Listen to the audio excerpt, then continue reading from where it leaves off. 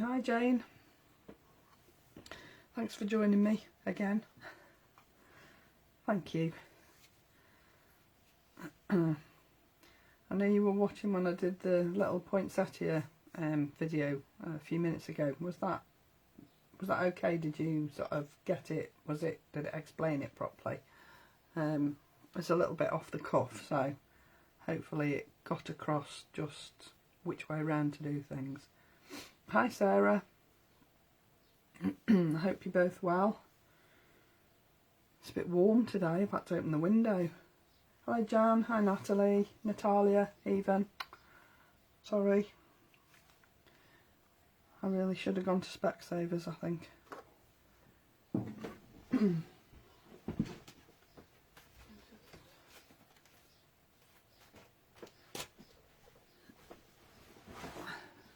Hi Marilyn.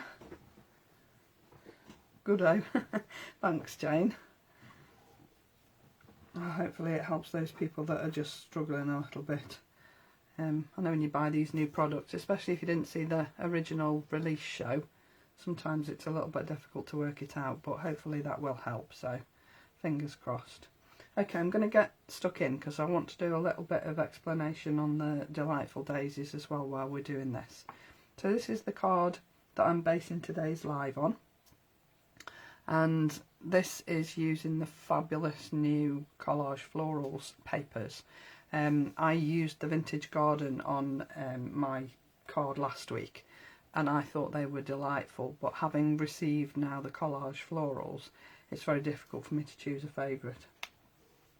So I think I've got favourites in each pack, but the thing I like about them is that they will interact with each other, so I think that's fabulous. So as I said, today's card is an easel card, and it's also an aperture card, as you can see, and it's the easiest way to make an easel that I know of. I've used an 8x8 card blank. I'll just put that to one side for a second. So simply an 8x8 card blank, and all I've done is score it across the middle at 10 centimetres. It's an 8x8 card blank in the pack, but it's actually 20 centimetres square. It's not quite 8 inches. Hi Natasha. So bear that in mind. Always measure the cards that you buy, especially if you're buying them in packs from sort of the range or places like that. It's always just worth measuring them before you cut everything else to match an 8x8 card, which probably isn't. So as I say, this is 20 by 20 and I've scored it at 10 centimetres, and that is literally all I've done. I'm just going to burnish that fold so that it will actually fold as a easel card. Now I did all my scribblings and obviously did them in the wrong place, so I'll just get rid of that because you don't want to see that when they're finished, when the card's finished. Okay, so then the first thing I did was my base, and because this is 20 by 20 centimetres, I cut down a piece of the Collage Florals to 19.5 by 19.5. I didn't on the original.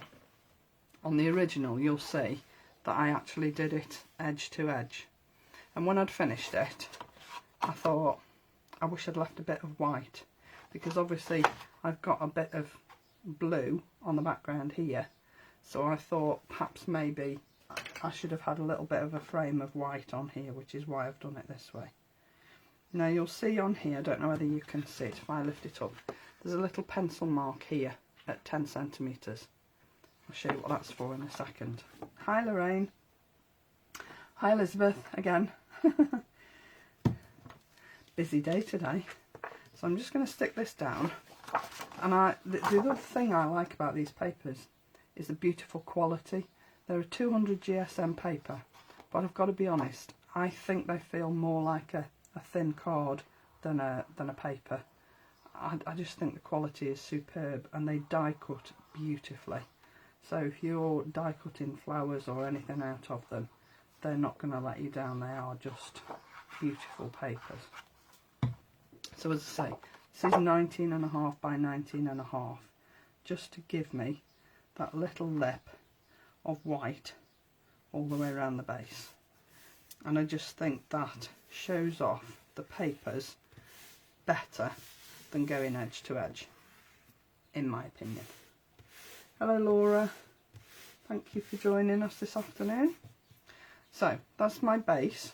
Now obviously I'm going to need a stopper for my easel to stand up, and I've used the nested hearts dies here, and for this one I've used the second one in. I've also used the largest one, I'll show you that in a second.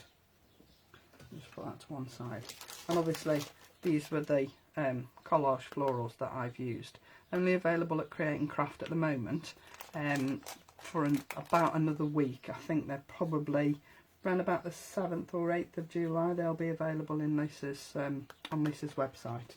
So if you're waiting for those to come into the website, then that's when they're going to be available. Now my little pencil line was so that I know my heart is going to be in the middle, and I want the point of the heart to overhang the edge of the Collage Florals papers so that it's sticking over the white, hence my little paper, my pencil mark rather, because I don't usually measure. I think I've said to you before that I'm not a measurer, I'm a by eye girl, but on this particular card I have measured everything because I wanted it to be particularly central, and I just wanted it to look perfect measurements wise. Okay, so I'm 3Ding this obviously so that it gives me a little bit of height on my card. I cut out one from the Collage Florals, and I've also cut out one from a base card and stuck them together.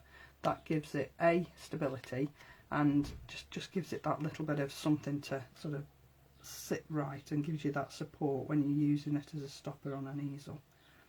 So just make sure that the heart is level, and then you can stick that down on your base. So that's the base of the card done, more or less. Just a little finishing touch to do on the base of the card, but I'll show you that later. So I can just put that to one side for the time being.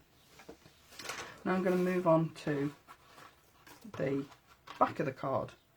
So now I'm doing this piece, okay? And again, I've used the same paper pad, but a different sheet. So the bottom sheet is different, as you can see. Still the same colourway, still the same sort of, I'd call this a salmony pink, where on the Vintage Garden it's more of a brighter pink. This is sort of a very muted salmony pink. I really love this colour. So I chose a card to go as a backing card, and I would call this a salmon pink, but it's quite a lot deeper. And I've cut this to 19 by 19, and my backing card again is 20 by 20 centimetres, because obviously it needs to fit my 20 by 20 card blank. Okay, so again I wanted that matte and layer effect on my main piece, so that's why I've cut it smaller, and I wanted more view of the salmon pink card than I did with the white card on the base, which is why I've cut this a ½ centimetre smaller than the other. Okay, now before I go any further, I'm just going to very faintly draw on the inside of the heart, not all the way around, just in a couple of places, just so that I know where my heart is. Okay, can you see that? It's very faint, but I think you can just about make out the pencil line on the heart. And the reason I've done that is because I want to put something in the background of the heart, and I'm going to be using my very, very favouriteest stamp set, the texture stamps. So this fabulous little set here, which Lisa reintroduced on the last show. This is probably my second favourite. This is my all-time favourite, this little splat stamp. I think that is perfect for any aging effect that you want to put on a card. Both of those actually, but that one particularly. You know, when you find something really old that's got water splashes on it and they've gone sort of that sort of tea stain colour. I think that's perfect for that. One of my most favourite stamp sets. In fact, probably one of the most favourite stamp sets of the whole of the design team, which is why it's back. Now then, I'm just going to pop a piece of paper on both sides of this heart, because when I'm using the script stamp, I don't want the script to come down the sides of here so that you can see it when I've added my paper. So when I put my paper on here, I don't want any little bits of script hanging over here. So I'm using an archival pad and I'm using Shadow Grey. I was going to use watering can, but I found watering can was a little bit too dark, and whilst I want the text to be obvious, I don't want it to be too in your face. So that's about the effect I want. I just want it faded in the background, so that you can see it, but not too much, so that it's going to be sort of overtaking the rest of the card, if you know what I mean. And just make sure I've got a little gap between the line at the bottom and my next layer of script, so that it just looks like a whole page of script rather than over stamping it. I just fill in that little heart shape with script all the way down, and that bit there should just about finish off the heart. Yep, perfect. So that's my archival ink in Shadow Grey. Now, the other thing I want to do before I put my paper on my card is just go around the edge of this card and just sort of soften the edges, if you like, so that it's not a stark pink. So I'm just using Distress Oxide Hickory Smoke, and literally hardly any ink at all.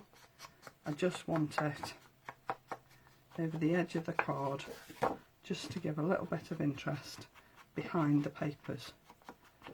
Not bothered if it's even, or I just want it to soften that harsh edge, because I think whatever colour you use, whether it's white or a coloured card particularly, you can look a little bit harsh on the edges if you just leave it plain. And I just think these Distress Oxides are just perfect for this sort of thing, just to take away that harsh edge. Okay, that'll do. So that was my Distress Oxide in Hickory Smoke. Okay, now then, I'm going to put my papers back. Now, because I drew my pencil line for my heart, I know that when I put my papers back down, my heart is going to be in exactly the right place. Okay, just a tad off there. Right, now that you've got your heart in place, you don't really want to move it around too much. You don't really want to have to be guessing where to line it up once you've put the glue on the back of the papers. The colour of the oxide was Hickory Smoke, Lorraine. It's the grey that Ranger do, and it's just a little less harsh than the black soot. I just think it's a really nice soft grey. So rather than take the paper off and then having to line it up again, I would just fold this over, hold it up with your thumb, because obviously, and then my glue's decided to do its favourite trick and block. Doesn't do that very often, this glue. So lift the paper up and add your glue to the paper.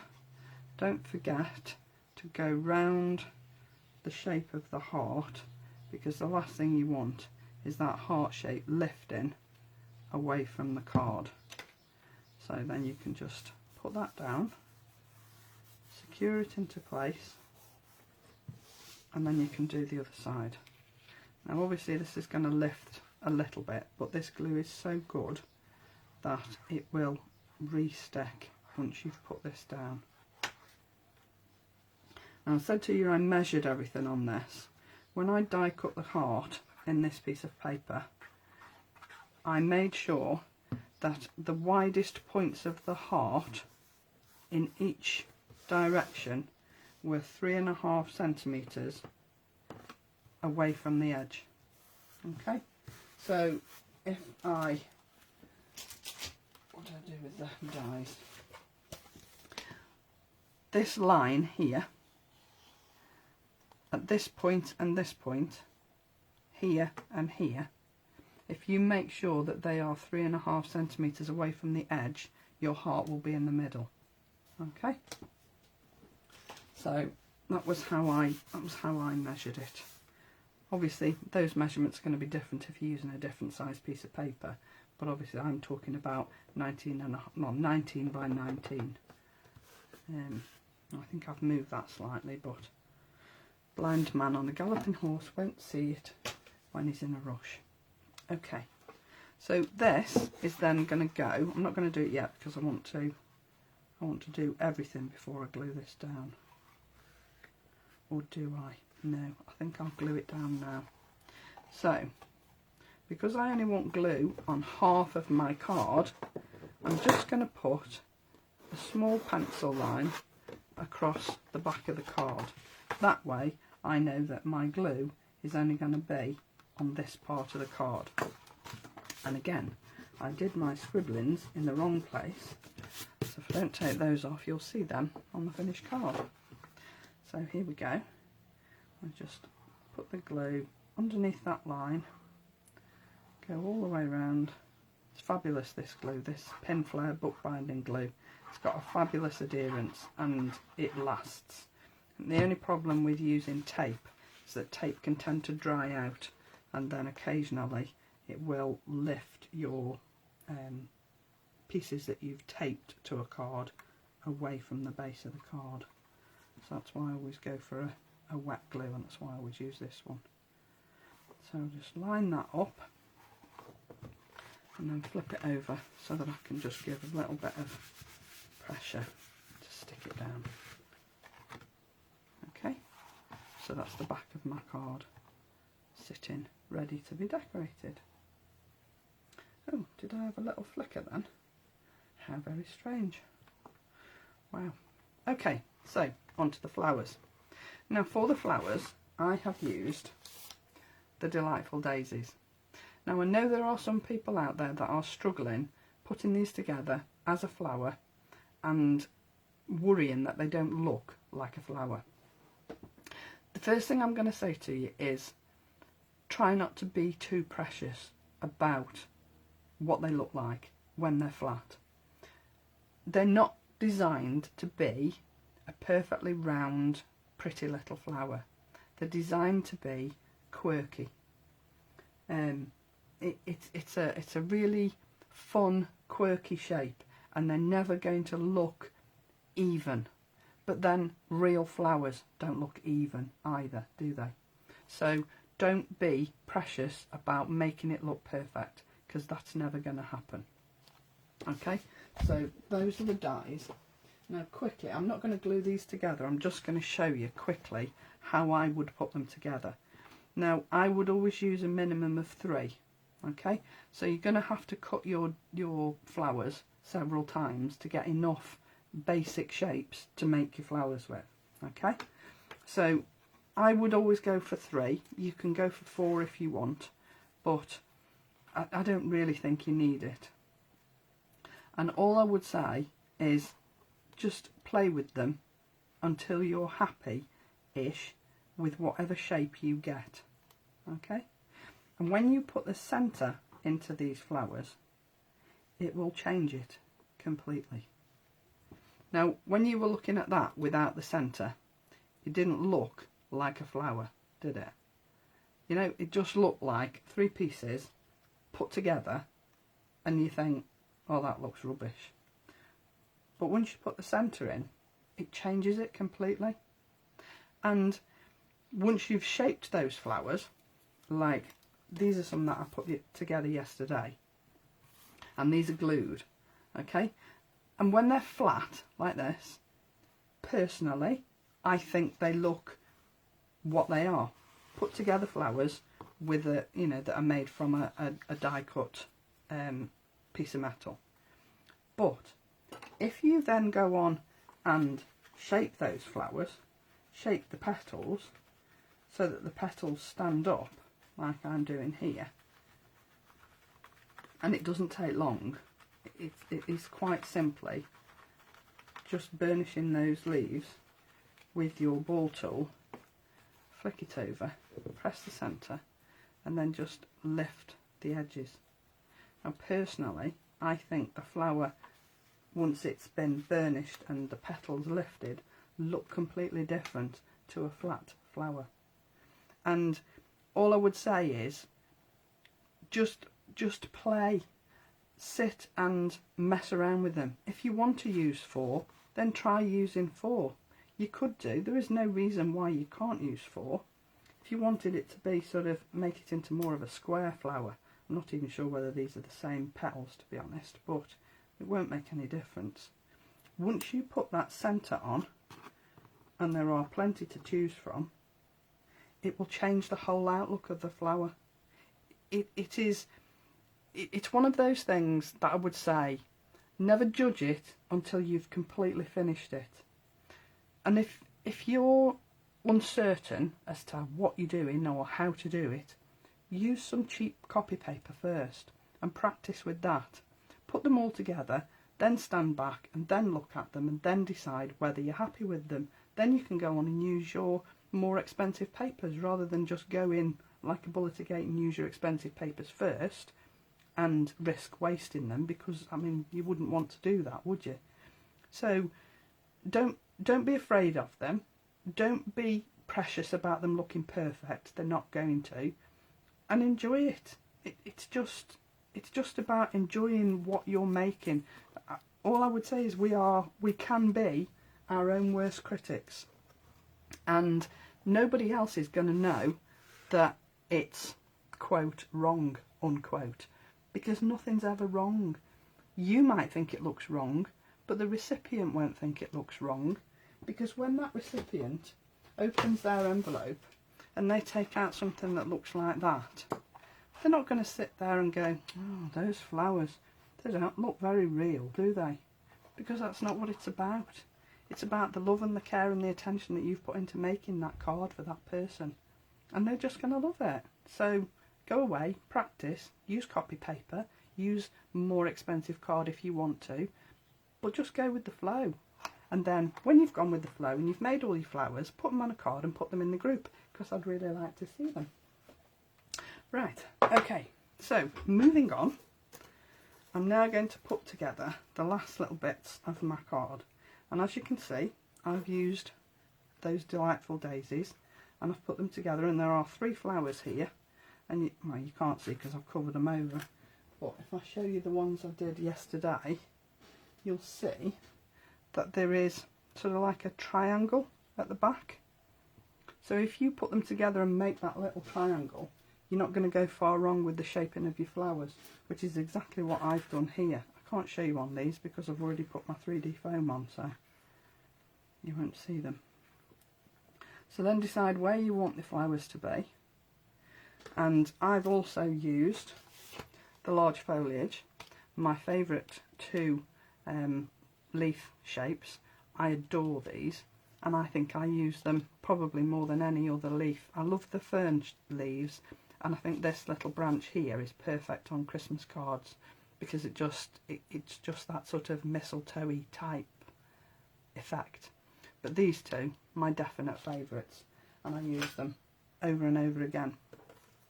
And what I've done is I've cut them out of the same card that I've used for my backing card, and I've cut them down in size from their original size. Okay, so you don't have to use them as is. Obviously this is how they come out, but I've cut them down. I think I've cut that one off there, and I've cut this in 2. So you don't have to use them as big as they are. You can cut them down and use them however you want to. So I'm just placing them so that I know roughly where I want them to be before I glue them down. And I think I'm going to glue the leaves down first so that I can just place the flowers on top, just making sure that you can't see any of the stems sticking out. So if I just lift those flowers off a second, I know roughly where my leaves are going. So I just put a little bit of glue on the back here, not the whole leaf, because I'd want the leaves to sort of stand up a little bit. I've already shaped the leaves as well, and all I've done is put them in the palm of my hand, and I've used just a I think it's for modelling clay with, and I've just rolled that round the leaf just to give them some shape. Okay, so then I'm not going to glue that one yet, I'm going to glue that one last, because I want to make sure that it's in the right place for my flowers. And then I'm just going to put the last little bit up here, and then I'm going to put the flowers into place. Now I know roughly where they're going to go, because obviously I'm looking at the one I did yesterday, so I know more or less where I want them placed. Now then, as I said, I'm doing the flowers 3D because I want the flowers to sort of stand up a little bit.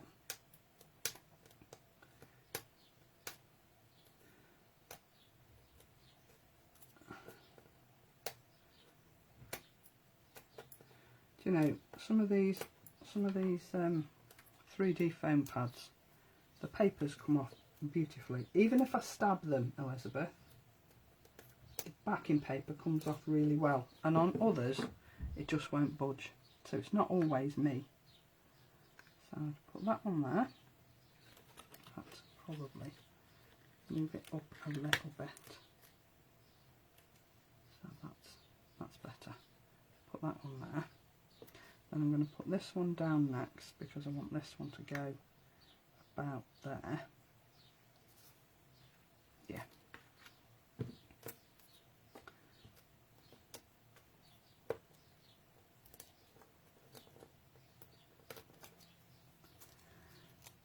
I really must get some 3D gel, because I much prefer using that than foam pads. So just pop that on there. Thank you, Sarah. The leaves are fabulous, aren't they? No problem, Connie. Can always catch up.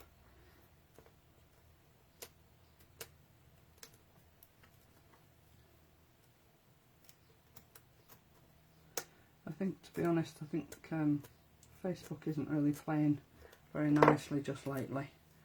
I know we've had a lot of problems one way or another. And then this one is going in the middle there. Okay. And then I can put down this last leaf spray exactly where I want it to be. Now I'm just going to cut that down a tiny bit so that it is still intact but not quite as long. Okay, so that's going there. So I'll just put my little bit of glue on the back of each leaf, and then I don't have to worry about gluing the stem down because I know it's not going to move. So that's going up there like that. And just press down the individual leaves so that you're getting some shape from the leaves, you're getting some shape from the stems, but they're not going to move, and neither will the flowers. Okay. Now then, I've also put a sentiment on here. Now, yesterday I used the Just For You sentiment, and this comes from the Essential Words stamp and die set. There are plenty of these in stock.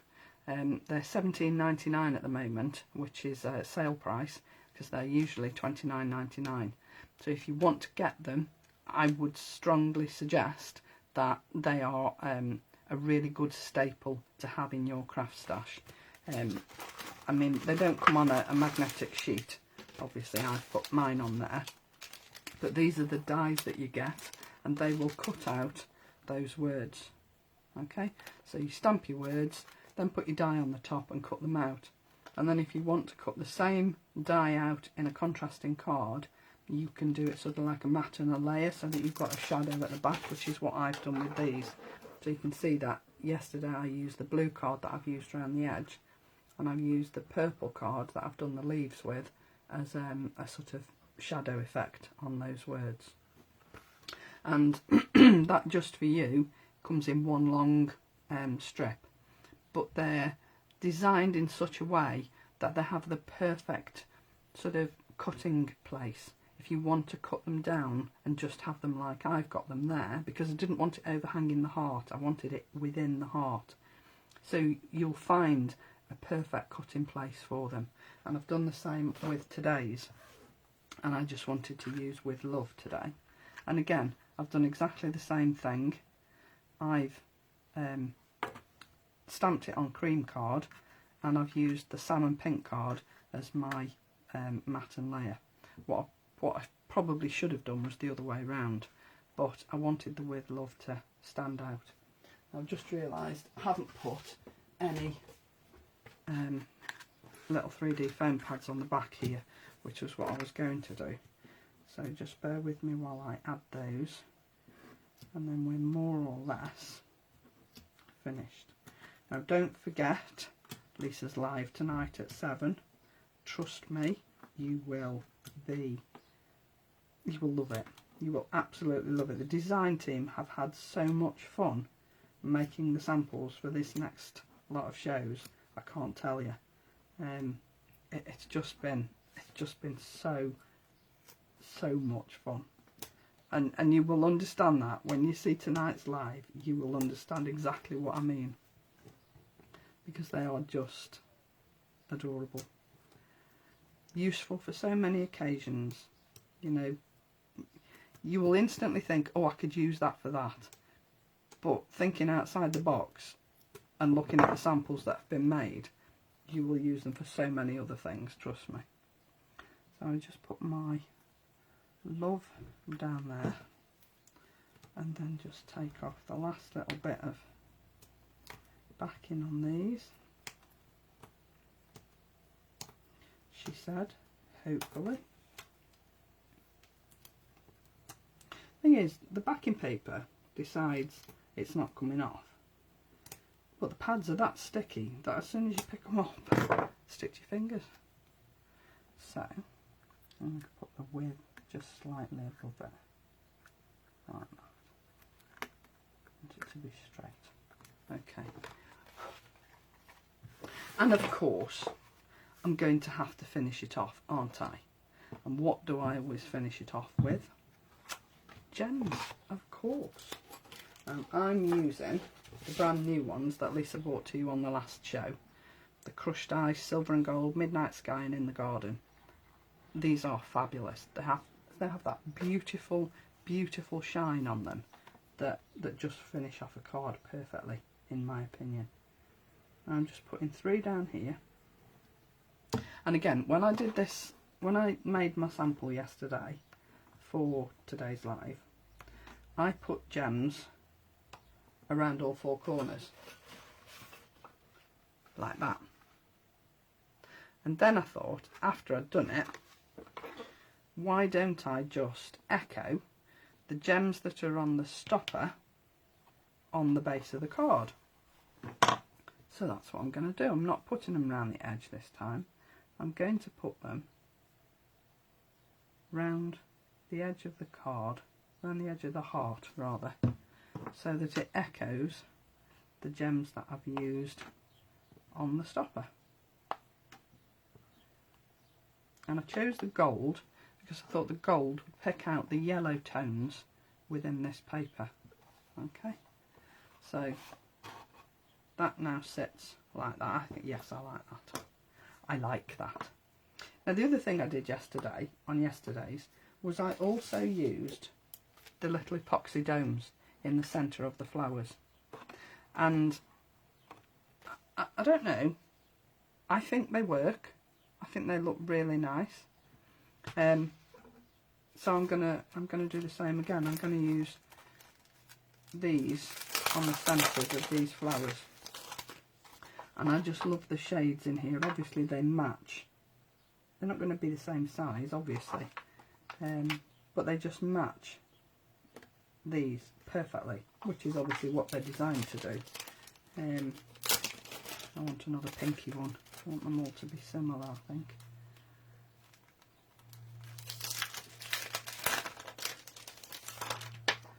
So we'll go with that one.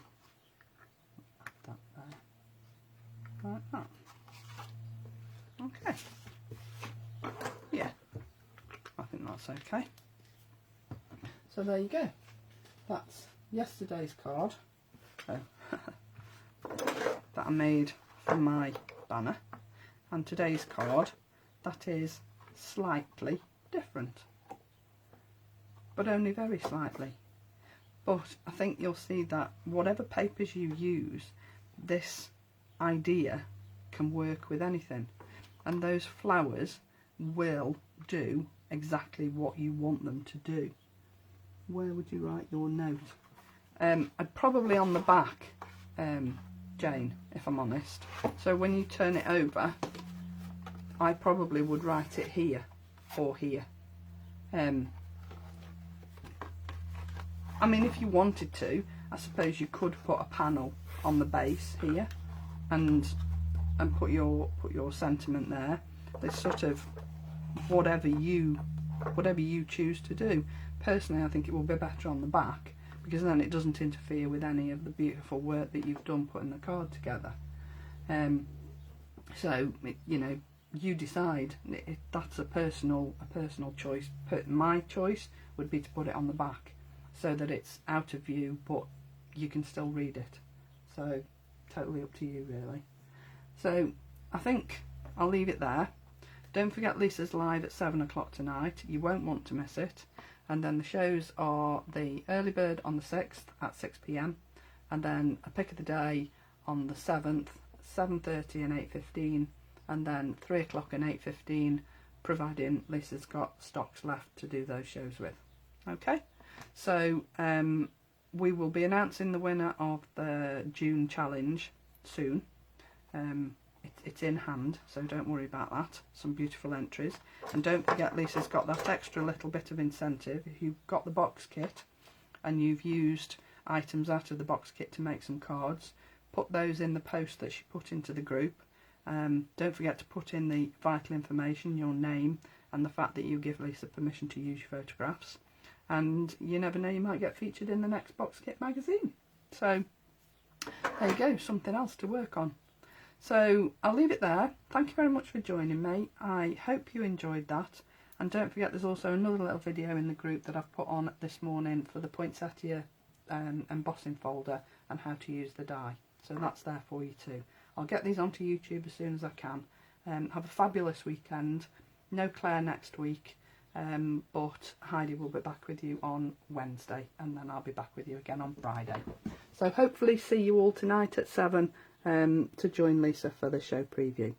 Have a fabulous weekend, everybody. Bye for now.